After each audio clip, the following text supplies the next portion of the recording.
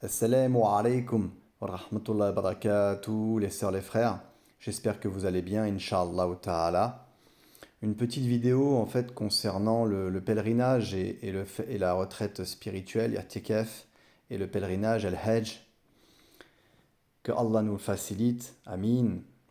Donc je voulais faire un petit rappel par rapport à nous, les jeunes, et puis même les moins jeunes, mais surtout les jeunes de notre génération 2000, qui privilégie les voyages dans des destinations qui souvent ne sont pas musulmanes, des destinations au soleil, à la plage, à la montagne ou autre. Et on ne privilégie pas le Hajj ou des pays musulmans pour justement se recueillir dans un cadre de méditation spirituelle et saine. Et donc souvent, ce qu'on peut entendre, c'est effectivement, oui, je profite, oui, je suis pas prêt, demain ou je le ferai quand j'aurai un âge avancé, quand je serai âgé, etc., etc. Et quand on entend ce type de discours, ça ne va pas dans le sens de notre lien avec Allah Azawajal, qui nous rappelle que il peut nous faire mourir à tout moment, il peut nous faire revenir à lui à tout moment. El-Ba'ith, c'est un de ses noms, hein, il nous fait revenir, il ressuscite, il incite et ressuscite, et il fait aussi revenir El-Mu'aïd. Et donc, on doit s'accrocher et on doit aller vers Allah le plus tôt possible. On ne sait pas où demain nous serons, même dans 5 minutes ou dans une minute, où est-ce qu'on va passer cette nuit, etc.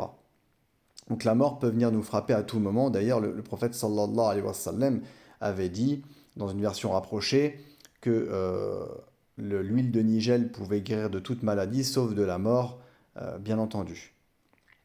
Alors, donc une sourate, la sourate de la famille d'Imran, c'est donc le père de Mariam, alayhi salam, et que la paix divine soit sur elle. Et donc dans cette sourate, on a le verset, donc que je ne me trompe pas parce que j'y suis, c'est le verset 97. Et Allah Azawajal nous dit Walillahi ala nasi hijjul bayti man istata'a ilayhi sabil. Et dans une version rapprochée, donc, c'est un devoir envers Allah pour les gens qui en ont les moyens. Et aujourd'hui, beaucoup ont les moyens. Beaucoup de sœurs et frères qui trouvent des excuses ont les moyens de faire ce voyage. Donc, c'est un devoir envers Allah, un devoir envers Allah. Pour les gens qui en ont les moyens, c'est un pilier, on sait, que de venir à la maison sacrée, Kaaba, en pèlerinage. Et donc de rajouter, donc Ibn Abbas rapporte que le prophète sallallahu alayhi wa sallam a dit hâtez-vous d'accomplir le pèlerinage obligatoire, car aucun de vous ne sait ce qui lui arrivera. Donc rapporté dans les Sahih al-Jami', donc hadith de 1957. Donc ça veut bien dire que d'une part, c'est un rappel que le pèlerinage est obligatoire, et de deux, qu'il faut qu'on se hâte de faire les actes obligatoires, les actes d'adoration. Ici, on parle du Hajj, de ce magnifique voyage, ou au moins la Umrah, pour ceux qui n'ont pas les moyens, au moins qu'ils fassent la Umrah, car Allah vous facilite la Umrah, Amin, Ya Rabbil Alamin.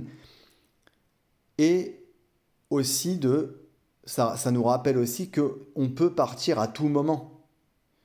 Et à se dire je ferai ça dans 10 ans, dans 20 ans, mais est-ce qu'on sait même où on sera dans 5 minutes? Subhanallah.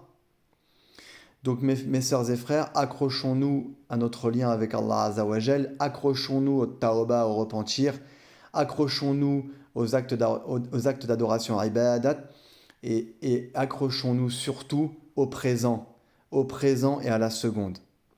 Que Allah nous facilite la compréhension de sa science et surtout son apprentissage, Amin.